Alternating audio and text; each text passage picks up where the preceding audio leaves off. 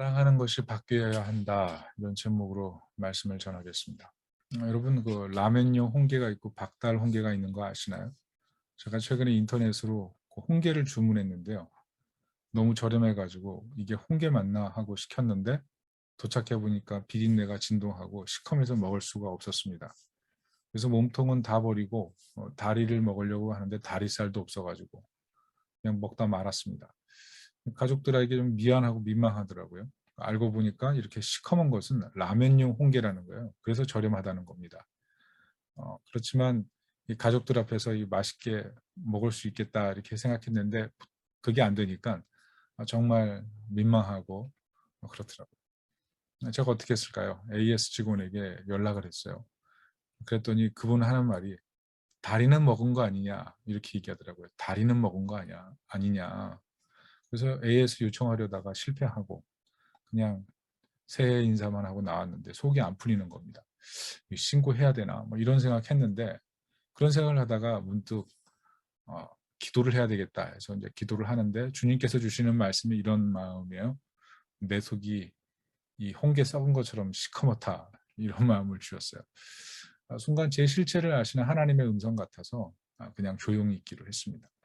제가 이 말씀을 왜 드리냐면 우리는 누군가에게 내가 한 일을 자랑하고 싶죠. 그런데 그 자랑할 거리가 사라질 때 너무 민망해진다는 겁니다. 그런데 그것을 가리기 위해서 또 누군가 희생자를 찾으려고 한다는 사실이죠. 민망한 마음 속에는 인간의 그 시커먼 마음이 숨어 있다는 겁니다. 문제는 이 시커먼 마음이 장기화될 때 반드시 악취가 나고 그리스도의 향기가 드러나지 못한다는 사실이죠. 제가 만약 수산물업자와 제 SNS 아이디로 톡을 계속했다면 그리고 막 감정을 쏟아놓았다면 어떻게 됐겠습니까? 왜냐하면 제 SNS에는 제가 목사라는 것이 다 표시가 되어 있거든요. 돌이켜보면 아찔합니다. 오늘 본문은 학사 에스라가 예루살렘에 장정 1700명을 바벨론에서 끌고 돌아오는 그런 모습을 보여주고 있습니다. 8장에 보면 1700명 되는데요. 여성, 노약자 다 포함하면 5000명 되지 않았을까 생각합니다. 이들이 왕의 적극적인 후원을 받아서 들어옵니다. 이때 에스라의 고백이 무엇입니까? 27절이에요. 우리 조상들의 하나님 여호와를 송축할지로다. 그가 왕의 마음에 예루살렘 여호와의 성전을 아름답게 할 뜻을 두시고 여기서 아름답게라는 단어가 히브리어로 파른이다. 아름답게 하다, 찬양하다. 이것은 하나님의 성전을 세계 만방의 자랑거리가 되게 하고 싶은 그 에스라의 마음을 담고 있습니다. 이것은 우리에게 삶의 자랑거리가 무엇이 되어야 하는지를 생각하게 만듭니다. 여러분, 우리는 자랑거리가 무엇이 되고 싶나요? 지금 자랑하고 싶은 것은 무엇인가요? 자랑스럽게 생각하는 것은 무엇인가요? 새해 여러 가지 생각이 있으실 텐데 어떤 것을 성취하고 싶으십니까? 오늘 에스라를 보십시오. 그는 막강한 재정 권력자입니다. 왕이 엄청난 후원을 해줬어요. 은 100달란트인데요. 이게 3.4톤이나 되는 엄청난 무게입니다. 밀 100고루는 약 2만 3천 리터고요. 포도주 100밭은 약 2,300리터예요. 소금은 제한 없이 쓸 수 있도록 했고요. 주석을 보니까 당시 페니키아나 시리아나 팔레스타인 그리고 키프로스 지역의 납세액 총액이 은 100달란트예요. 그러니까 지금 은 100달란트 기본에다가 뭐 밀 100고루 포도주 100밭이니까 돈으로 한 사람은 적어도 그 엄청난 지역의 그 세금보다 적어도 3배 이상을 지원해 준 거죠. 에스라는 더구나 그것을 자기가 필요한 일이라고 생각하는 곳에 집행할 수 있는 권한이 있었습니다. 그리고 에스라는 강력한 사법권자였어요. 성경은 그를 학사라고 부르지만 히브리어로 소페르라고 하는데 이것은 서기관으로도 해석이 됩니다.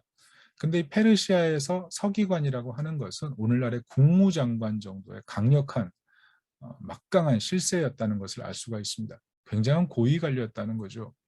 그 권한을 가지고 이제 강서편 모든 사람들의 법관이 된 겁니다. 그냥 유다와 예루살렘의 법관이 아니라 강서편에 있는 모든 사람들 이렇게 나오죠. 26절에 이렇게 나옵니다. 그 죄를 정하여 죽이거나 귀양 보내거나 가산을 몰수하거나 옥에 가둘지니라. 강서편 지역 검찰총장이다. 이렇게 부를 만큼 엄청난 권한이 있는 사람입니다. 뿐만 아니라 페르시아 내에서 엄청난 정치력이 있었습니다. 본문을 보면 왕과 왕의 최측근 7명 보좌관이 성심으로 에스라에게 후원하고 헌금하죠. 아닥사스다 조서가 오늘 본문 11절부터 26절까지거든요. 이 내용이 히브리어가 아닌 아람어로 써 있습니다. 당시 공용어가 아람어이었기 때문에 그런데요. 거기 보면 성심으로, 15절에 성심으로라는 단어가 있어요. 그게 아람어로 내다본데요. 지원하는 마음으로 아낌없이 바치다, 이런 의미가 있습니다. 왕과 7모사가, 페르시아 최고 권력자들이 지금 에스라를 적극적으로 후원하고 있죠. 그런 탁월한 정치력이 있는 사람입니다. 더구나 그런 종교 지도자였습니다. 성전에 남아있는, 페르시아에 남아있던 성전 기물을 다 운반해서 성전에 들여놓게 되는 그런 역할을 부여받았습니다. 생각해 보세요. 정치적으로, 사회적으로, 종교적으로, 재정적으로 완벽하지 않습니까? 더구나 성경을 잘 아는 학사인이 예루살렘에서 얼마나 존경받겠습니까? 그런데 그가 자랑하고 싶은 것이 무엇입니까? 27절에 우리 조상들 하나님 여호와를 송축할지로다. 오직 하나님을 향한 마음, 하나님의 영광을 드러내려고 하는 마음, 그것이 에스라의 마음이었다는 것이죠. 본문을 보십시오. 에스라 7장을 보면 1절에 2일 후에라고 써 있죠. 성전이 건축된 것이 주전 515년입니다. 그리고 에스라가 온 것이 주전 458년이에요. 그러니까 6장과 7장 사이는 약 57년 차이가 있는 겁니다. 이 57년 사이에 이제 에스라가 드디어 왔어요.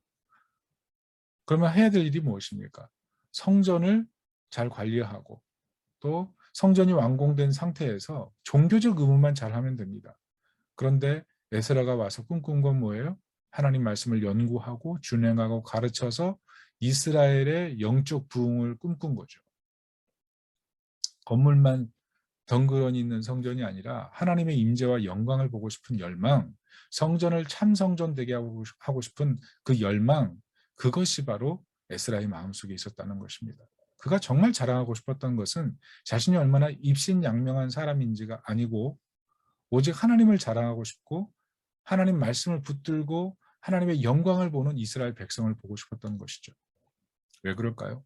말씀이, 하나님의 임재가 진정한 만족과 행복을 줄 수 있기 때문에 그렇습니다.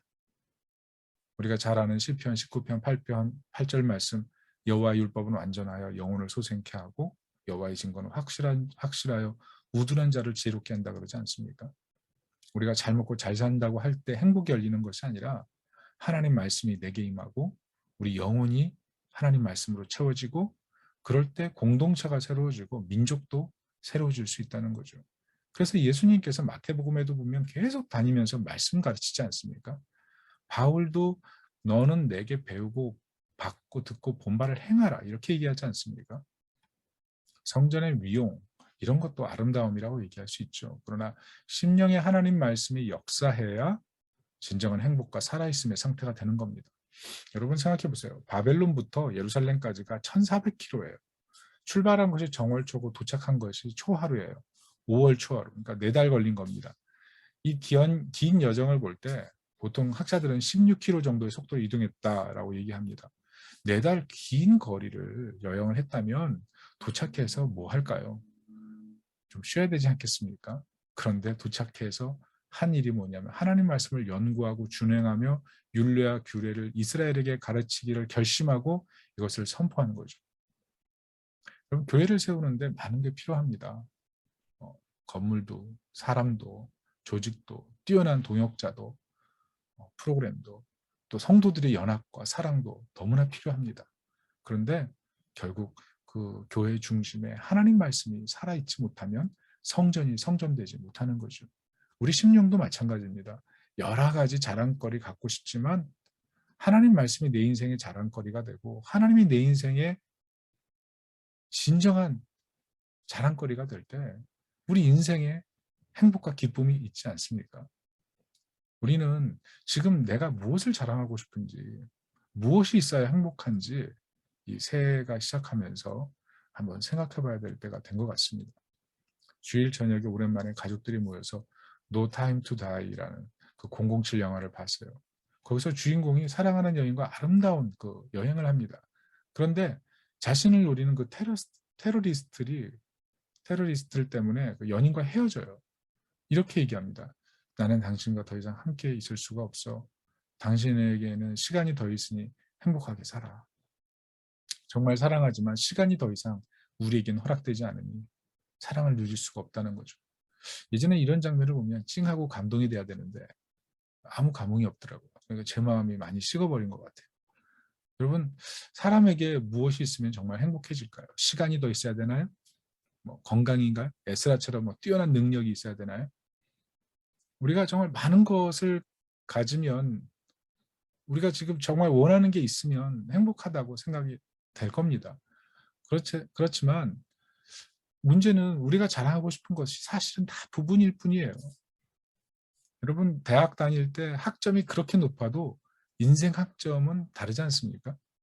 아무리 대학 때 좋은 학점 받아도 대학 나오지 않은 분들 보면 인생 학점이 더 아름다운 분들이 많아요.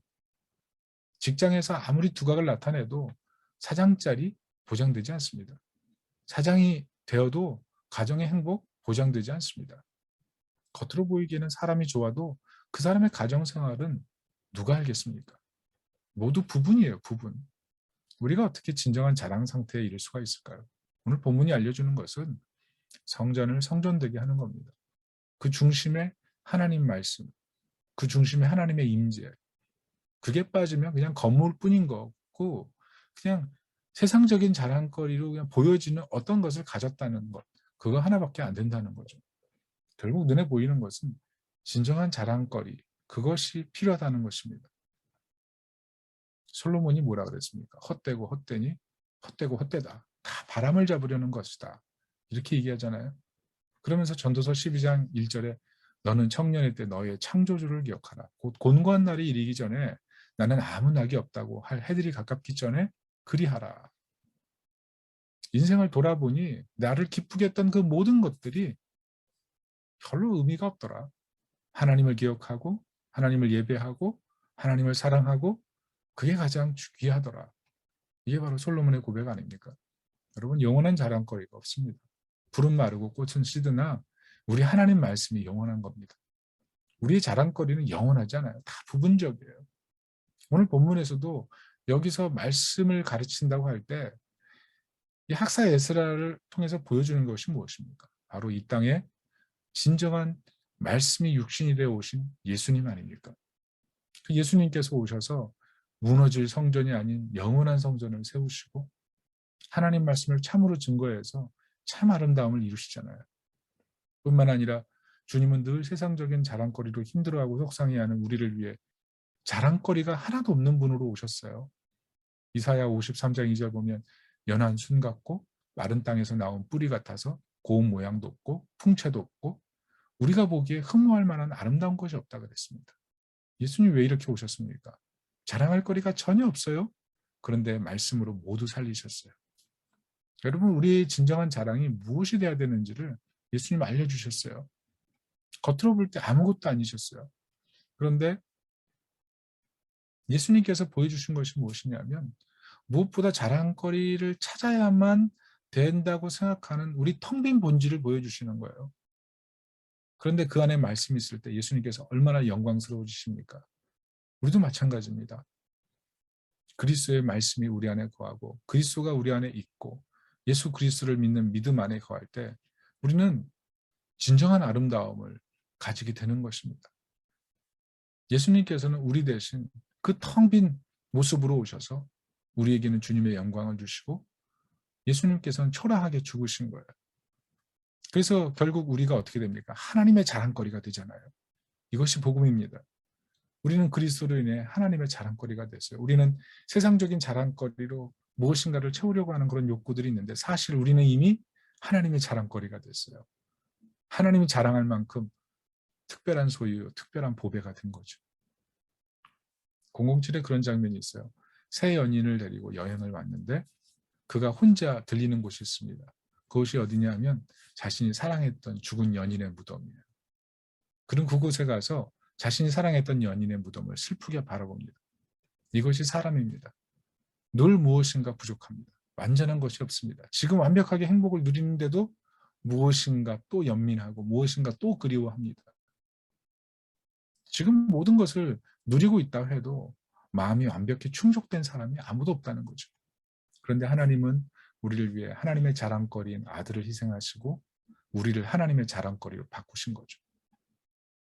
여러분, 잠깐 있다가 사라지는 건 진정한 자랑거리가 되지 않지 않겠습니까? 우리는 말로 표현할 수 없을 만큼 영광스럽고 아름다운 존재가 그리스도 안에서 된 것입니다. 여러분, 그리스도인이 된다는 것은 자랑거리가 바뀌는 거예요. 내가 하나님의 자랑거리다. 이런 믿음으로 살아야 됩니다. 그리스도가 임한 내 인생이 얼마나 하나님 앞에 자랑스러운지를 늘 생각하며 자랑스럽게 사는 것. 세상적인 여러 가지 결핍된 것이 있을지라도 내가 하나님의 자랑거리가 되었다는 그 소망으로 인해서, 그 믿음으로 인해서 새롭게 하루하루를 도전하며 살아가는 삶, 그게 정말 영광스럽지 않습니까? 여러분, 우리의 자랑거리가 그리스도가 돼야 됩니다. 여러분, 우리가 무엇을 자랑하고 싶은가요? 영원히 자랑할 수 있는 게 과연 무엇인가요? 우리가 자랑하는 것이 정말 만족을 주었나요? 그것이 정말 우리의 구원이 되었나요? 여러분, 우리의 삶이 예수 그리스도를 자랑할 수 있기를 축복합니다. 여러분, 이렇게 우리가 그리스도를 자랑하려고 할 때 우리는 어떻게 살아야 되나요? 9절을 보시면 에스라의 무리들이 정월 초하루에 바벨론에서 길을 떠났다고 합니다. 여러분, 하나님의 역사가 시작되려면 떠나는 것이 필요합니다. 떠나야 됩니다. 2022년 새로 출발하면서 우리는 옛 것에서 떠나서 그리스도 안에서 새 것으로 2022년 살아야 됩니다. 옛 자랑으로 사는 것이 아니라 그리스도 안에 있다는 이 새 자랑으로, 내가 하나님의 자랑거리가 됐다는 이 새 자랑으로 2022년을 살 수 있는 하나님 백성이 되길 바랍니다. 떠나야 됩니다. 그렇게 될 때 어떻게 됩니까? 6절을 보세요. 하나님의 도우심을 입음으로라 그랬죠. 여러분, 이 하나님의 도우심이 에스라라는 말이에요. 에스라가 에스라 된 겁니다. 에스라가 에스라가 된 상태에서 지금 나가는 거예요. 9절, 하나님의 선한 도우심을 잊기 시작합니다. 그리고 28절, 내 하나님 여호와의 손이 내 위에 있으므로 내가 힘을 얻어. 인생의 자랑거리가 하나님 말씀이 되고 인생의 자랑거리가 하나님의 임재와 영광이 되려고 할 때 하나님께서 우리 삶에 적극적으로 돕기 시작하십니다. 에스라가 하나님의 도우심을 입은 것은 결코 그가 대제사장 가문이고 아론의 16대손이고 사독의 5대손이고 이런 것 때문에 그런 것이 아닙니다. 오직 하나님 말씀을 붙들고 하나님의 부르심 앞에 충성하고 하나님의 임재를 사모할 때 하나님의 도우심의 손, 여호와의 도우심의 손, 여러분, 이것만큼 영광스러운 게 어디 있습니까? 하나님이 도우시면 뭐가 안 되겠습니까? 사랑하는 성도 여러분, 우리가 언제 하나님의 부르심대로 살 수 있습니까? 언제 결실과 열매를 맺을 수 있습니까? 언제 하나님의 손이 우리와 함께 하십니까? 그리스도를 진정한 자랑거리로 삼고 옛 것을 떠나고자 할 때 하나님의 도우심이 함께하는 것입니다. 2022년 이 능력과 은혜가 있으시기를 예수님의 이름으로 축원합니다. 아멘. 말씀을 놓고 한번 우리 기도했으면 좋겠습니다. 여러분, 우리 자랑거리가 뭔가요? 사실 너무 세상적이지 않나요? 마음이 시커멓지는 않나요? 말씀이 다시 중심에 서 있는 2022년 되기를 기도합시다. 여러분, 우리의 자랑거리가 무엇인가요? 정말 하나님의 자랑거리가 우리인데 우리는 자랑거리 없는 것 때문에 너무 속상하고 힘들어하며 사는 것 같아요. 하나님, 오늘도 나를 긍휼히 여겨주세요. 이렇게 좀 기도했으면 좋겠고요. 옛 것을 버리고 그리스도를 자랑할 때 하나님의 도우심이 있습니다. 하나님, 나를 도와주세요. 하나님의 손으로 나를 붙들고 가주세요. 예수님만 자랑하는 인생 되게 해주세요. 우리 다 같이 기도하겠습니다. 하나님, 우리 시커먼 마음을 주님 아시죠? 주님, 보혈의 피로 씻어주시고 세상적인 자랑거리로 가득하려고 하는 우리의 마음을 다 씻어주셔서 낫게 해주옵소서. 하나님, 불쌍히 여겨주시고 하나님, 주님을 자랑거리가 되고 말씀이 자랑거리가 되고 그리스도 안에서 내가 하나님의 자랑거리가 됐다는 사실을 믿고 옛 것을 떠나서 새 것으로 살고 2022년에는 하나님의 도우심의 손, 하나님의 돕는 손, 하나님의 그 돕는 손을 맛보길 원합니다. 하나님 도우소서. 하나님 도우소서. 우리를 도우소서. 우리 인생을 도우소서. 우리 가정을 도우소서. 우리 자녀들을 도우소서. 우리 미래의 길을 도우소서. 하나님, 우리 인생이 하나님의 것입니다. 하나님, 세상에 많은 자랑거리 추구하지만 완전하지 않습니다. 부분일 뿐입니다.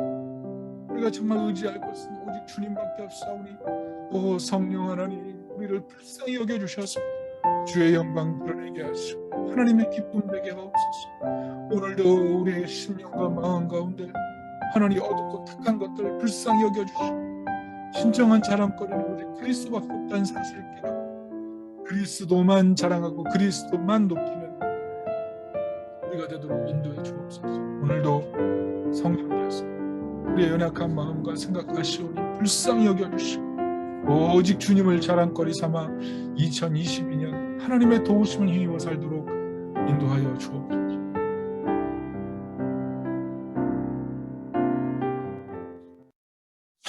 하나님, 우리 마음이 얼마나 시커먼지 아십니다. 하나님을 자랑거리 삼는 것이 아니라 내가 무엇인가 있어야 자랑거리 삼습니다. 늘 우리는 부분으로 만족하려고 하는데 전체를 보아도 만족함이 없습니다. 오직 영원한 만족이 되신 우리를 위해 하나님의 자랑거리로 바꾸신 예수 그리스도를 붙들 때 진정한 자랑으로 살 수가 있습니다. 우리의 생각의 짧음을 불쌍히 여겨주시고 우리의 연약함을 긍휼히 여겨주옵소서. 하나님, 우리가 얼마나 연약한지요. 오늘도 다시 한번 내 인생의 자랑거리인 예수님을 의지함으로 내 삶의 자랑거리가 연약해짐을 인하여 낭망하지 아니하게 하시고 도리어 주님을 자랑거리로 삼아 살 때 하나님의 돕는 손을 맛봄으로 도리어 하나님의 손으로 일어서고 하나님의 손으로 영광스럽게 되는 그런 인생 되도록 2022년 축복하여 주시옵소서. 예수님의 이름으로 기도합니다. 아멘.